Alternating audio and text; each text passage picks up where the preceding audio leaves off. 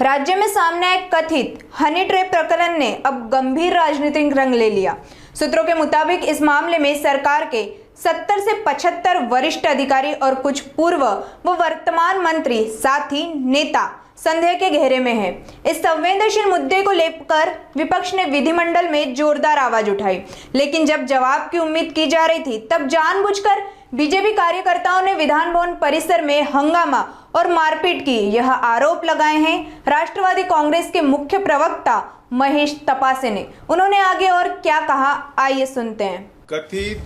Honey trap प्रकरणामध्ये सरकारचे 70 ते 75 अधिकारी अडकलेले असताना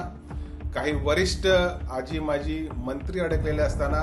ह्या प्रकरणातनं जनतेचं लक्ष विचलित व्हावं, कारण विधानभवनामध्ये गेल्या 2 दिवसापासून महाविकास आघाडीची नेते मंडळी, विरोधी पक्ष एकंदरीतच हनी ट्रॅप प्रकरणावर सरकारला प्रश्न विचारत असताना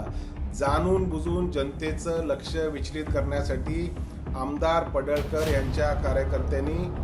हल्ला केला, राडा केला, राष्ट्रवादी काँग्रेस पक्षाच्या देशमुख यांना मारहाण केली आणि एकंदरीतच हनी ट्रॅप प्रकरणाची गांभीर्य जनतेसमोर येऊ नये,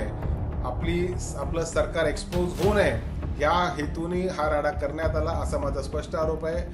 कालच्या राड्याचं जे काय होईल ते कायदेशीर होईल, परंतु हनी ट्रॅप प्रकरणामध्ये नेमकं कोण अडकलेलं आहे, याची पार्श्वभूमी काय आहे, सूत्रधार कोण आहे, या सगळ्या गोष्टीचं उत्तर सरकारने देणे अपेक्षित आहे।